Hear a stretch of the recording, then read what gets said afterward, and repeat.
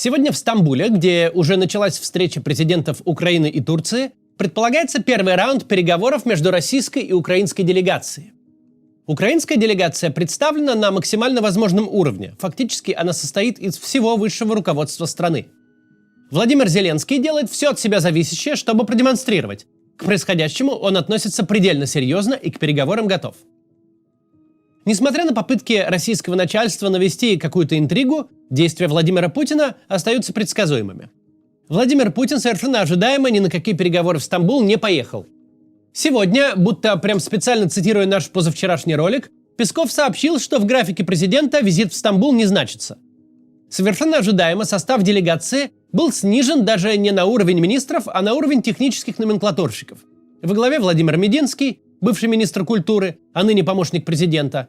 Причем ожидаемо сам список был опубликован в самый последний момент, когда украинская делегация уже отправлялась в Стамбул. Это стиль Путина, как он есть. Можно смело тот 1%, который мы давали на случай, если что-то вдруг пойдет иначе, забрать обратно. Нынешние стамбульские переговоры – прямое продолжение первых стамбульских переговоров с делегацией под командованием все того же Мединского. Давайте тут быстро вспомним, что нам известно о предыдущих стамбульских переговорах, которые сейчас вроде как предполагается продолжить с того же момента, на котором бросили. А потом поговорим о том, что может быть в Стамбуле в ближайшие дни.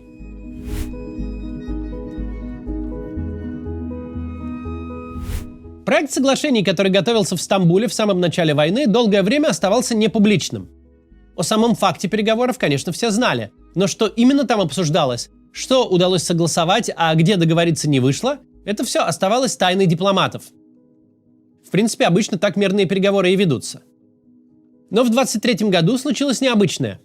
Лидеры 9 африканских стран, от вполне приличного демократического Сенегала до провалившегося как государства Южного Судана, обеспокоились тем, как сильно российская агрессия в Украине расшатывает международную стабильность и взвинчивает цены на продовольствие в мире. Африканские страны чувствовали это особенно сильно, и вот в июне 23-го миссия этих государств прибыла с визитом сначала в Киев, а потом в Санкт-Петербург и предложила мирный план. Давайте, мол, прекратим огонь, начнем переговоры, а там, глядишь, и договоримся до чего-нибудь. И вот в ответ на это Путин достал из папочки и предъявил документ. Проект договора, над которым в самом начале войны, еще в марте 22-го, работали в Стамбуле делегации 2 стран. Путин, конечно, собирался использовать этот документ, чтобы показать, мол, глядите, мы за мир, это Зеленский недоговороспособен. 18 статей, вздохнул Путин, мол, такую работу загубили. Более того, к нему есть еще и приложение, касается и вооруженных сил, и других вещей. Все, мол, прописано до единиц боевой техники и до личного состава вооруженных сил. Сейчас в паблике есть 3 итерации этого договора. Их опубликовала New York Times. По ним можно даже увидеть, как шла работа и что зачем согласовывалось. И судя по этим документам, удалось договориться, что Украина станет постоянно нейтральным государством, а взамен получит гарантии безопасности. Гарантами стали бы США, Китай, Великобритания, Франция и Россия.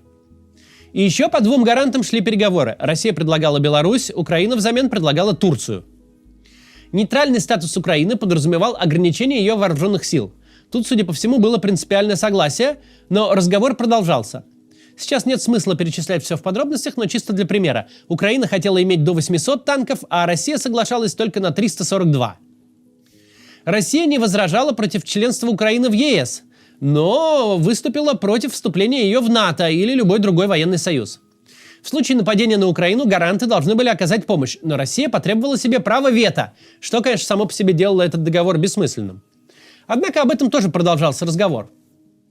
Далее обсуждали, но не сумели договориться по санкциям. Не тем, что наложено на Россию из Европы или США, а по взаимным, которые Россия и Украина накладывали друг на друга. По статусу русского языка компромисса не вышло. Россия хотела, чтобы русский стал официальным языком в Украине, Украина отказалась обсуждать этот вопрос. Плюс украинцы не стали даже говорить о запрете оправдания нацизма. И были еще технические, но очень важные вопросы. Порядок прекращения огня, отвода войск и обмена военнопленными. Но по ним не смогли договориться.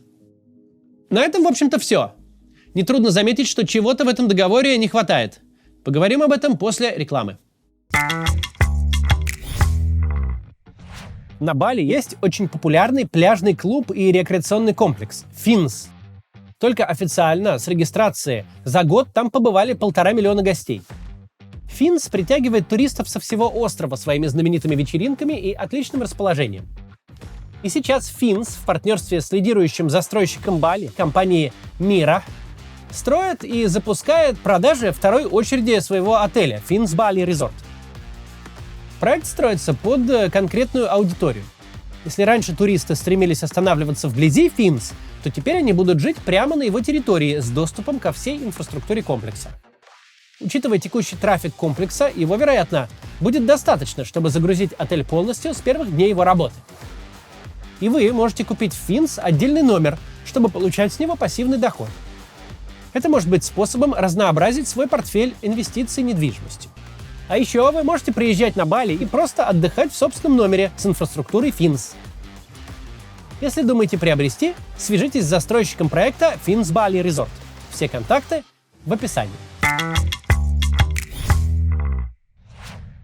Спасибо, что смотрите рекламу. Да, такая как эта направлена на небольшую часть моей аудитории. Но она работает, а любая реклама помогает каналу оставаться независимым.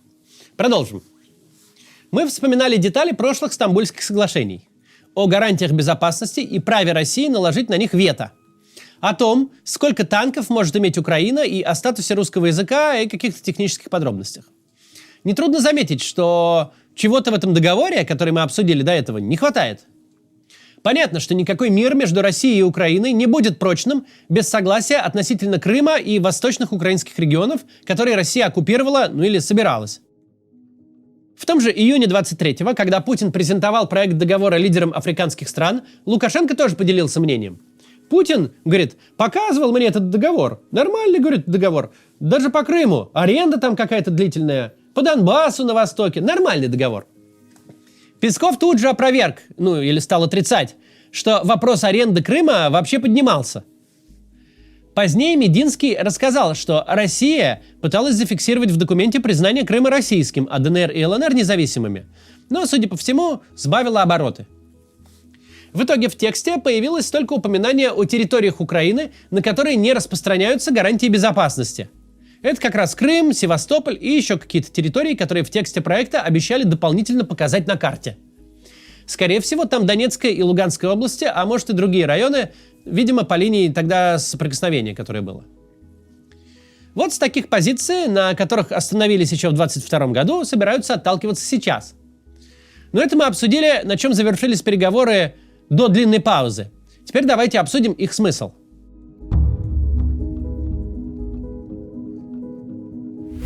Смысл для Путина в том, чтобы держать Дональда Трампа в подвешенном состоянии, всегда оставлять ему призрачную надежду.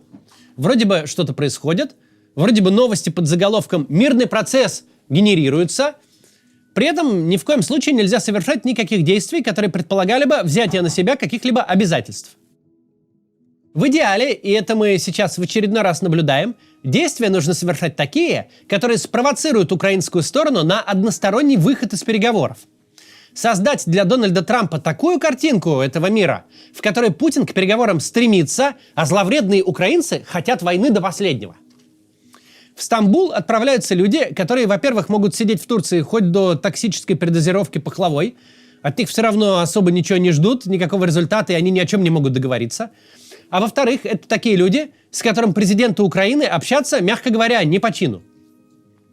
План явно в том, чтобы Владимир Зеленский закусил у дела и сказал: «Вы там что, вообще обурели?» И послал бы переговорный процесс ко всем чертям. Что, очевидно, взбесит Трампа, которому вроде как в очередной раз дали повод триумфально построчить о переговорах в Truth Social. Еще продолжительное довольно время. А Зеленский взял и отобрал у него промежуточную победу. Это провокация в духе Центра по борьбе с экстремизмом. Предложить заведомо вздорные и унизительные условия и выставить отказ от них как срыв переговоров. Владимир Зеленский, и тут надо отдать ему должное, уже как минимум пару месяцев, как минимум с 11 марта, с согласия на 30-дневное прекращение огня, понял, с чем имеет дело, на чем его пытаются подловить, как развести, и ни на какие такого рода провокации не ведется. Спустя время уже хорошо понятно, чем были вызваны ошибки Владимира Зеленского в первых контактах с Дональдом Трампом. Президент Украины воспринимал американского коллегу как союзника. специфического по характеру и реакциям, но все-таки союзника, который в полной мере отдает себе отчет в том, как эта война началась и как шла, который живет в объективной реальности, где все довольно однозначно, где Россия напала на Украину, а не наоборот, где Украина – жертва войны, которая нуждается в поддержке. А оказалось, что это совершенно не так. Оказалось, в прошедшие 3 года Дональд Трамп был занят чем угодно, но не интересовался этой войной. Оказалось, что он воспринимает эту ситуацию не как столкновение агрессора и жертвы, а как непонятную войну где-то на задворках мира, которую надо бы как можно быстрее, любой ценой, закончить и забыть. Оказалось, что Дональд Трамп не союзник, а скорее раздраженный нейтральный актор, желающий просто избавиться от проблемы, которую считает зловредным наследием предыдущего президента и администрации. Оказалось, задача президента Зеленского не в том, чтобы с Трампа чего-то там вроде гарантии безопасности требовать или помощи военной, а в том, чтобы вернуть его в реальность. Вернуть его в 24 февраля 22-го, показать, кто здесь жертва, а кто агрессор, заново объяснить, что это не какая-то заварушка 2 равнозначных сторон, что есть тут плохой парень и зовут плохого парня Владимир Путин. С тех пор Зеленский ни от чего не отказывается. Хотите такие переговоры, хотите сякие, 5-е, 10-е, хотите переговариваться стоя на одной ноге на канате над бассейном с крокодилами? Хотите по территории, по гарантии, про НАТО? Про все поговорим. В любом составе и при любых условиях. Но Зеленский еще и на каждую попытку Путина себя поймать делает шаг вперед. Перемирие на 30 часов? Прекрасно. А что так мало-то? Давайте на 30 дней. Разницы-то технической никакой. Если можно столько-то не стрелять, то можно не стрелять и подольше.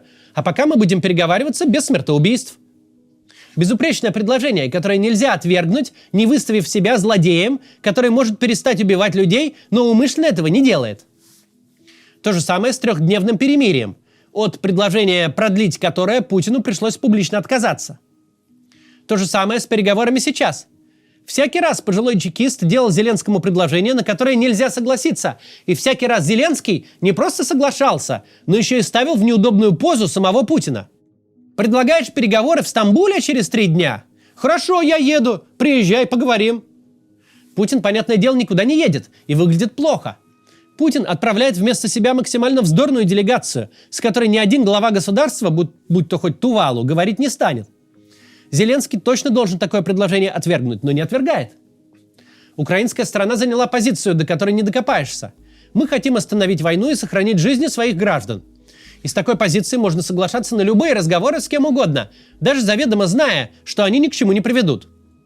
И с такой позиции никакие разговоры не будут унизительными и непочтенными. Цель тут оправдывает любые средства.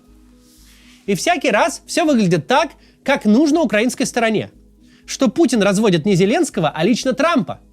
Ты устраиваешь ночной пресс-брифинг с предложением переговоров. Украинская сторона сразу соглашается. И тут ты, явно не ожидавший такого согласия, сам же переговоры саботируешь, отправляя людей, которые ни с кем и ни о чем не могут договориться. Весь чекистский схематоз разворачивается против своего автора. Ну кого ты унизил своим Мединским? Это ж не Зеленский к тебе на коленях приполз, и ты ему подачку бросил. Это ж ты сам предложил поговорить. Выходит, предлагая переговоры, ты с самого начала хотел туда отправить Мединского. С самого начала не имел в виду ни о чем договариваться. Это не выглядит как подачка с царского плеча. Это выглядит как сознательный саботаж собственного предложения. И явно работает на те цели, которые поставила перед собой украинская администрация. Заставить Путина своими руками провести Трампа по дороге позора. Перековать недружественного нейтрала обратно в союзника. Зеленский выглядит как лидер, который защищает своих людей и готов хоть со сторожем из кремлевского гаража разговаривать, если это даст призрачную надежду на результат. Путин выглядит как капризная пятилетка. Хочу, не хочу, буду, не буду. Каша слишком горячая, слишком холодная, слишком пресная, слишком сладкая. При всех Мединских непочтенно тут выглядит только одна сторона, и это не Украина. Обсуждать перспективы таких переговоров, по правде говоря, тошно. Очень не хочется разделять ношу многих, в том числе очень уважаемых и профессиональных коллег, которые уже почти 4 месяца вынуждены переливать из пустого в порожнее в своих колонках на 7 экранов. Миротворческая активность Дональда Трампа началась еще в первой половине февраля. С тех пор у нас каждую неделю вбрасываются новые анонсы, инициативы, предложения, обещания. Но никакого реального движения в сторону мира, никаких действий с российской стороны, которые можно было бы интерпретировать как подготовка к миру, мы не увидели. Владимир Путин в своем ночном обращении хвастался, насколько выросли темпы набора наемников. По 60-70 тысяч в месяц, говорит, набираем. Не столь важно, насколько эти цифры реальны. Важно, что это, в отличие от всего прочего, обращение к собственному аппарату управления. Поменьше, мол, слушайте весь этот бульшит, дорогие губернаторы. Поменьше смотрите на Стамбул. Никто планов по рекрутингу с вас не снимал. И вот вам новые цифры для ориентира.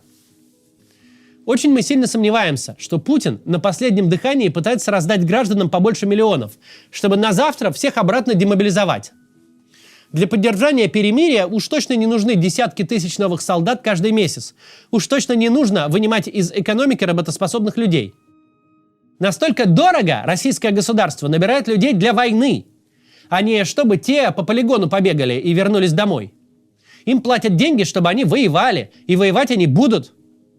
Пока система платного рекрутинга не просто не свернута, а, видимо, только разгоняется, представляется очень сомнительным, что Путин готовится к какому-то замирению.